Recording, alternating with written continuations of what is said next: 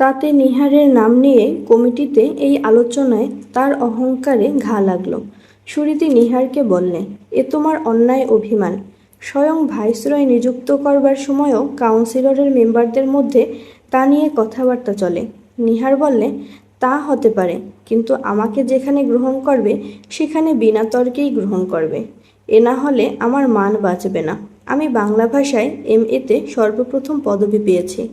আমি অমন করে কমিটি থেকে ঝাঁট দিয়ে নেওয়া পদ নিতে পারবো না। এ পদ যদি নিত তাহলে সুরীতির কাছ থেকে অর্থ সাহায্যের প্রয়োজন চলে যেত নিহারের। পদকে সে অগ্রাহ্য করলে, কিন্তু এই প্রয়োজনকে না।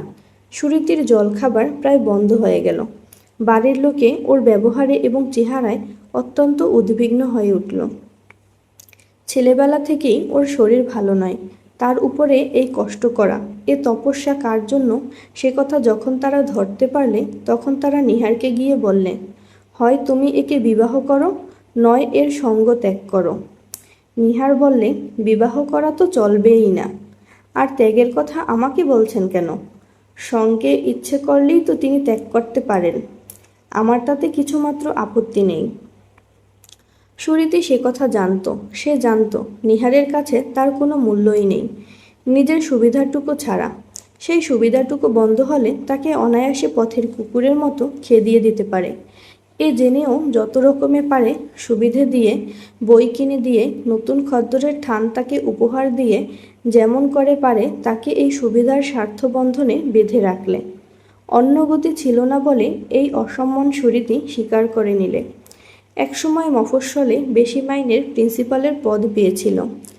তখন তার কেবল এই মনের ভিতরে বাসত, আমি তো খুব আরামে আছি, কিন্তু তিনি তো ওখানে গরিবের মতো পড়ে থাকেন। এ আমি সহ্য করব কি করে? অবশেষে একদিন বিনা কারণে কাজ ছেড়ে দিয়ে কলকাতায় অল্প বেতনে এক শিক্ষয়িত্রীর পদ নিলে।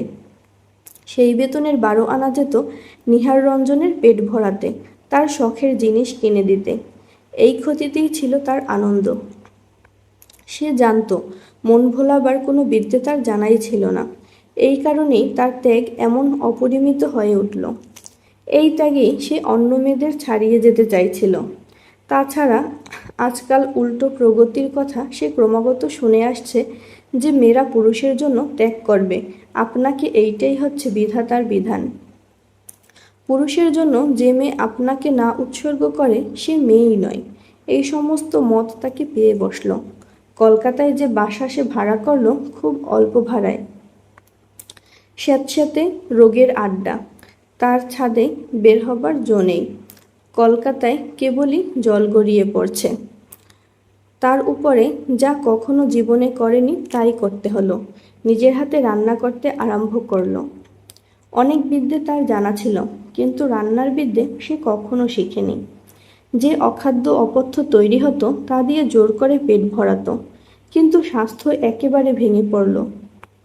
মাঝে মাঝে কাজ কামাই করতে বাধ্য হলো ডাক্তারের সার্টিফিকেট নিয়ে। এত ঘন ঘন ফাঁক পড়তো কাজে যে অধ্যক্ষরা তাকে আর ছুটি মঞ্জুর করতে পারলেন না। তখন ধরা পড়ল ভিতরে ভিতরে তাকে ক্ষয়রোগে ধরেছে। বাসা থেকে তাকে সরানো দরকার। আত্মীয় স্বজনরা মিলে তাকে একটা প্রাইভেট হাসপাতালে ভর্তি করে দিলে। কেউ জানতো না কিছু টাকা তার গোপনে সঞ্চিত ছিল।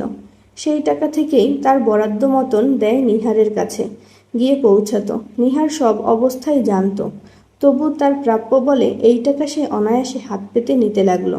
অথচ একদিন হাসপাতালে সুরীতিকে দেখতে যাবার অবকাশ সে পেত না। সুরীতি উৎসুক হয়ে থাকতো জানালার দিকে কান পেতে, কিন্তু কোনো পরিচিত পায়ের ধ্বনি কোনোদিন কানে এলো না। অবশেষে একদিন তার টাকার থলি নিঃশেষ হয়ে গেল, আর সেই সঙ্গে তার চরম আত্মনিবেদন।